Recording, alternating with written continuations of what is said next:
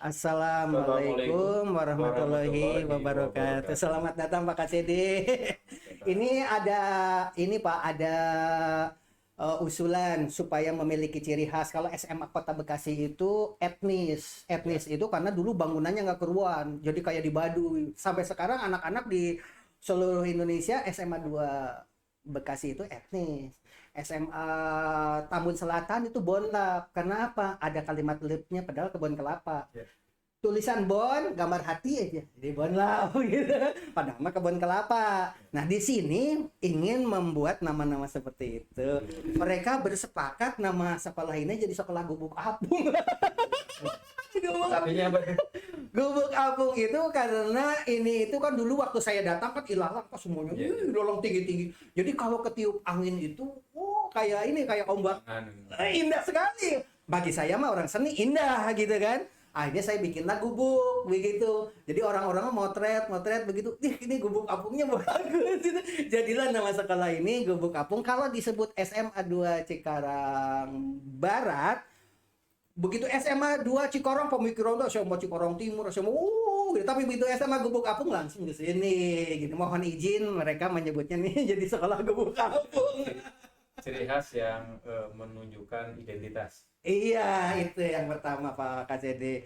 Dan alhamdulillah berkat kehadiran Bupati kemarin itu PLT Bupati itu ke sini, dan yang bikin kejutan media itu karena begitu Bupati datang turun dari mobil itu langsung disambut sama saya kepala sekolah. Jadi dialog yang paling panjang ya akhirnya unek-unek begitu, dan akhirnya terrealisasi wacananya itu ingin menguruk sekolah dari Medland itu diuruk nanti, tapi kita diberi tantangan Pak KCD. Sementara kemarin kan kita sudah diarahkan KCD 3 itu kota dan kabupaten tentang saber pungli itu ya Pak KCD ya. Saya agak panik juga, sementara mereka harus akses jalan untuk bisa masuk tanah ke dalam itu kan harus pakai anggaran, sementara saber pungli kan begitu. Minta penjelasannya Pak KCD. Sebetulnya yang saya katakan ada program normal, ada program darurat ya. Seperti ide tadi, ide dari pimpinan daerah dalam hal ini Bupati harus kita tunjang dengan baik. Iya, responnya bagus itu. Responnya harus ini karena kesempatan langka, apalagi ini kan menunjang program sekolah. Iya. Saber Pungli mengharapkan bahwa setiap apapun yang kita akan lakukan harus ada perencanaan. Sementara ini kan mendadak acaranya. Itu juga bagian dari responsif kepala sekolah. Ketika ada hal yang darurat, maka kepala sekolah yang responsif itu harus segera menindaklanjuti gitu. Jadi nanti kalau ada apa-apa Bapak membackup ya Pak ya? Ini kewajiban kita. Bahkan mungkin kalau di DPA KCD ada, kita biayai gitu kan. Wes. Kalau ada. Malu tapi sayangnya Pak. Begini, kepala sekolah harus punya inisiatif tinggi, bukan mengandalkan orang tua kira-kira yang bisa digunakan. Misalkan selama ini hal-hal yang kecil untuk rehab, maka kita fokuskan dulu ke sana. Kemudian pada dasarnya sih orang tua itu akan merespon apabila itu untuk kebersamaan. Yang jadi masalah saber pungli adalah yang programnya dibuat, duitnya ada, tapi penggunaan yang tidak sesuai. Gitu. Sebenarnya Pak KCD ini ada sedikit hiburan nih. Saya agak senang sekali podcast yang kecil ini itu sekarang dipercaya dari tingkat nasional, dari MyID itu untuk mempublikasikan agar pakaian kebaya kita itu tidak diklaim oleh negara lain seperti dulu tempe, batik sempat diklaim orang lain. Nah, sekarang mau dikukuhkan ini adalah milik Indonesia melalui UNESCO. Dan podcast ini itu menjadi corongnya dan sudah saya serahkan. Maksud saya itu bagaimana untuk mengajak semua sekolah seluruh Indonesia sebenarnya untuk menjadi peserta. Kan tugasnya itu hanya gini Pak, mereka tuh pakai kebaya, kemudian dipotret, kemudian di-share, dimasukkan kepada aplikasi. Cuma itu aja sebenarnya. Barangkali minta dukungan. Kalau orang baik diam itu menjadi kendala. Gitu. Maka kita harus mampu menyuarakan. Jangan sampai sudah diklaim orang lain baru kita berteriak. Nah, sekarang ada kesempatan kita untuk mempromosikan, membantu bahwa milik kita ini harus kita pertahankan. Yang mempertahankan bukan orang lain, tapi bangsa kita. Nah, salah satu yang pertama harus disosialisasikan adalah perlunya peran serta semua pihak. Mereka mungkin tidak tahu bahwa ada negara lain yang mengklaim itu. Iya, betul, betul, Agar betul. tahu bahwa itu milik kita, maka tugas kita ada mensosialisasikan aja oleh ini SMA Negeri apa ini? Oh, ini SMA Gubuk Kami. Menjadi kelompok Iya. kebaikan untuk bisa mengajak sekolah-sekolah, terutama karena sekolah-sekolah itu akan Minimal di bawah KCD 3 dulu ya, Pak ya. kita dukung lah nanti, kita mensosialisasikan kepada mereka. Ada tugas negara ini. Tugas negara, Kalau betul, bukan betul. oleh kita, oleh siapa lagi kan gitu. Mulai Betul, dari betul. dunia pendidikan yang notabene jumlah tenaganya banyak, kemudian siswa juga kita banyak.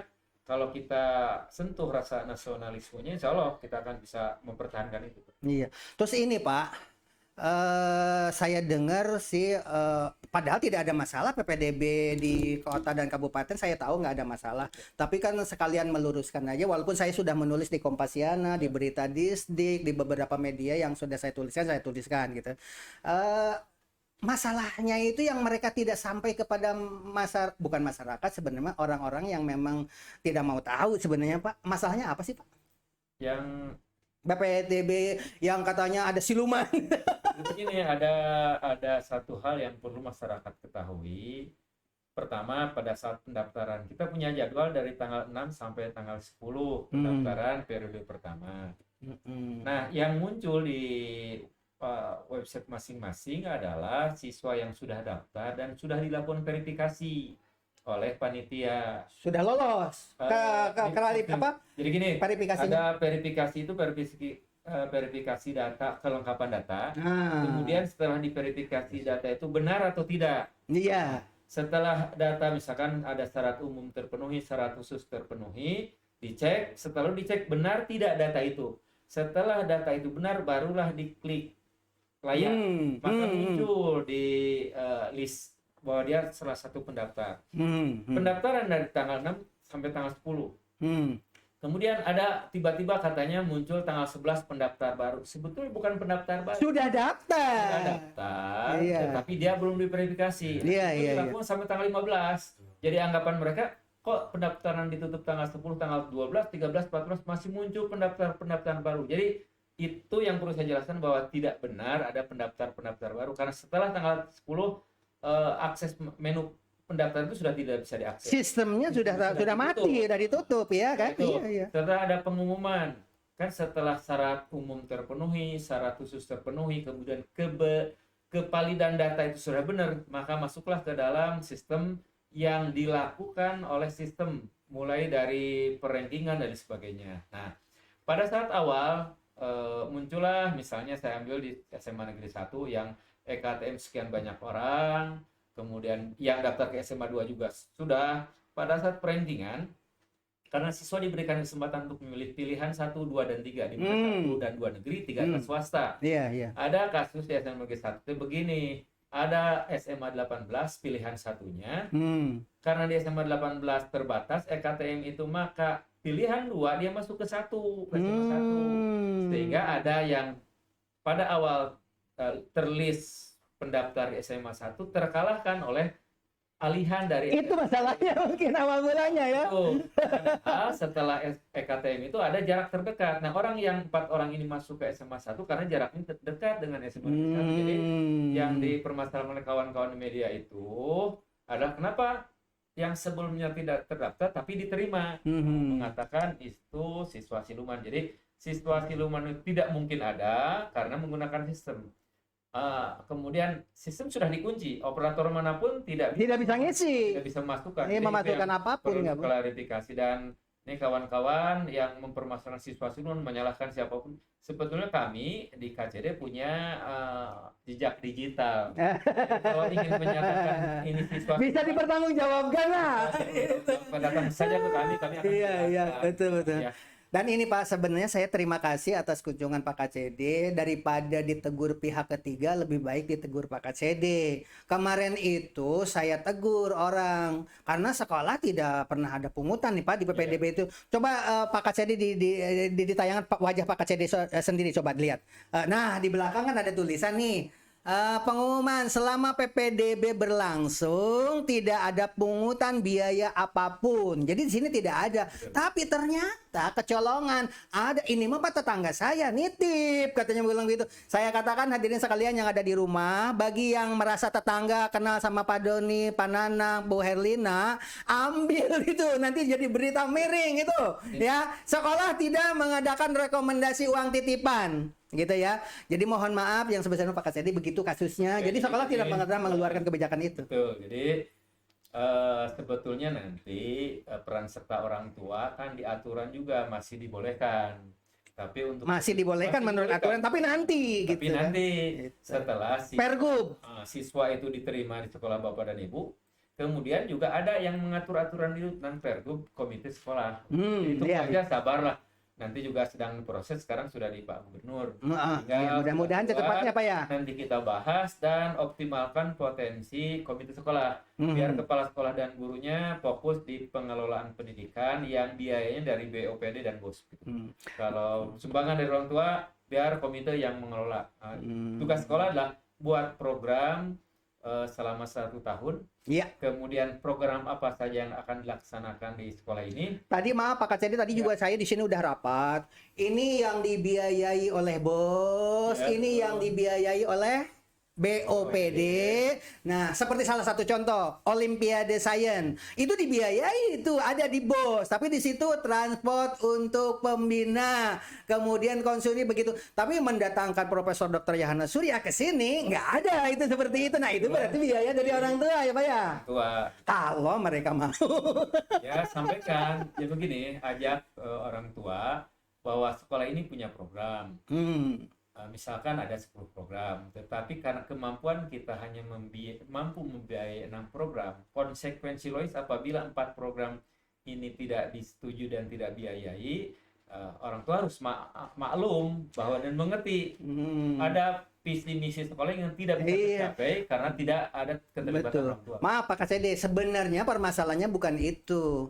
Jadi pemerintah kan selalu mengatakan bahwa semua program itu memang dibiayai oleh pemerintah dan memang kenyataannya mau kegiatan apapun di BOS tuh ada Pak Kasedi. Jadi orang tua siswa memang semua kegiatan seperti yang tadi disebutkan itu di BOS tuh ada. Tetapi kalau dirinci ternyata dari 15 rincian yang harus di tahapan yang harus dibiayai itu hanya poin 1 atau 2 saja yang dibiayai. Adapun yang lainnya itu diserahkan kepada orang tua. Begitu Iya, Pak. sebetulnya begini, itu kan sekolah standar. Lolos standar, iya.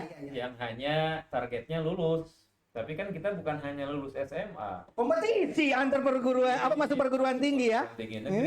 Iya, itu kan. Kemudian nilai jual sekolah ini juga harus ada yang menonjol. Iya. Kalau hanya sekedar lulus saja mungkin bisa. Ya. Iya, kalau cuma lulus mah langsung nikah. Kalau kita punya program yang bagus ya konsekuensi logis orang tua berperan serta lah.